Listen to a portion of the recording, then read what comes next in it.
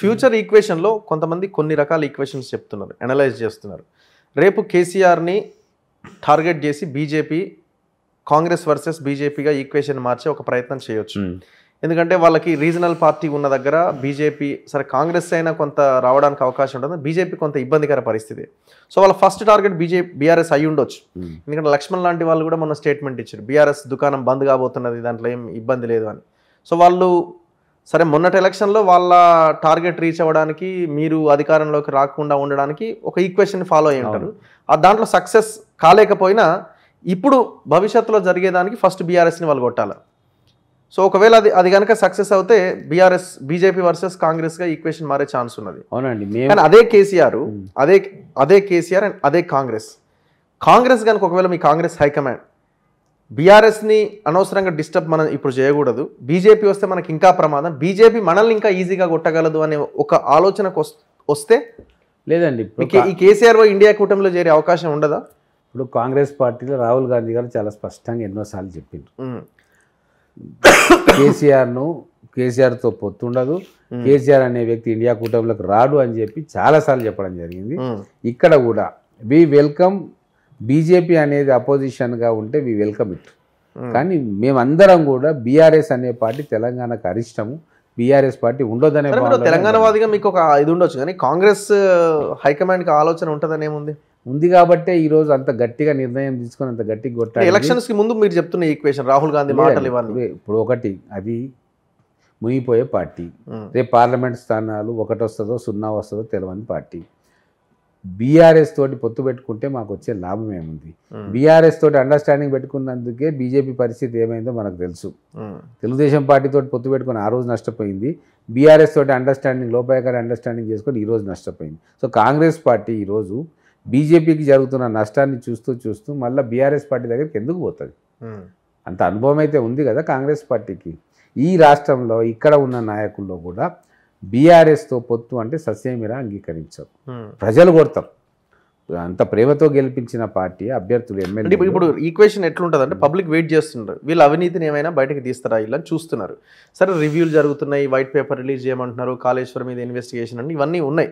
So ఇది ఒక 2 నెలలు 3 నెలలు 6 నెలల లోపుగా కూడా ఇంకా జరగకపోతే ప్రజల్లో తప్పుడు అభిప్రాయం వెళ్ళే అవకాశం ఉంది. బీజేపీకి అదే ఎదురైంది మొన్నటి ఎలక్షన్స్లో.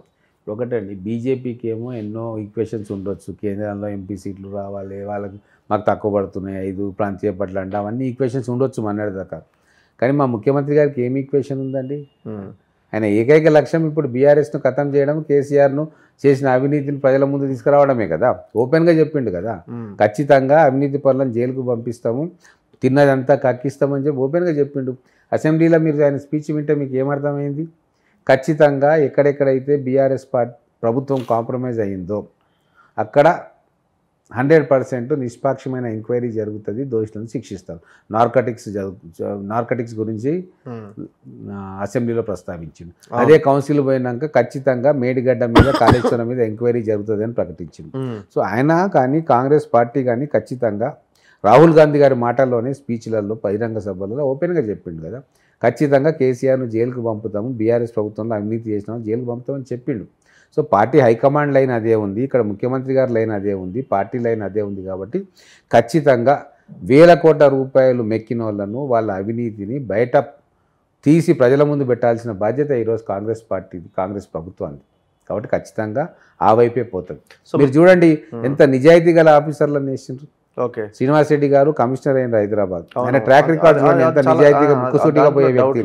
తర్వాత మోహంతి గారు గతంలో వాళ్ళ ఫాదర్ రాజశేఖర రెడ్డి ఉన్నప్పుడే తీసుకొచ్చి డీజీపీగా పెడితే రాజశేఖర రెడ్డి గారు కూడా ఏం చేయలేకపోయినా ఎన్నికల్లో చాలా పర్ఫెక్ట్గా పనిచేసింది. సో ఈయన అటువంటి వ్యక్తి.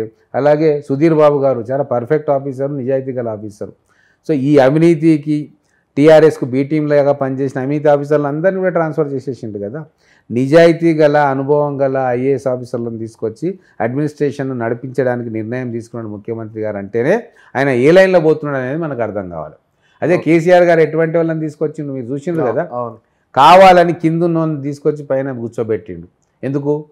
నేను ఇచ్చిన నీకు ఆ డీజీపీ పోస్టు సిఎస్ పోస్టు కాబట్టి నేను చెప్పినట్టు వినాలి, చెప్పిన ఫైల్ మీద సంతకం పెట్టాలి అని చెప్పి అగ్రిమెంట్ చేసుకునే సీనియారిటీని కాదని చెప్పి జూనియర్ మోస్ట్ ఆఫీసర్లను తీసుకొచ్చింది. సోమేష్ కుమార్ని అట్లనే తీసుకొచ్చింది కదా. సో ఏం నిర్వాహకం చేసిండు సోమేష్ కుమార్ అనేది మనకు తెలిసిన విషయమే కదా. మరి వాళ్ళందరినీ కూడా ఒక కలంపోటుతోటి మీ సర్వీసెస్ వద్దు, మీరు వద్దు, గెట్అవుట్ అని చెప్పిండు కదా రేవంత్ రెడ్డి గారు. అంటే కరెక్ట్ లైన్లో మా ప్రభుత్వం పోతా ఉంది, మా ముఖ్యమంత్రి గారు ఆలోచిస్తూ ఉన్నారు కాబట్టి ప్రజలు ఖచ్చితంగా మద్దతు తెలుపుతారు. చూద్దాం ఏం జరుగుతుందో రాబోయే రోజుల్లో. Thank you very much Srinivas Reddy గారు. Thank you.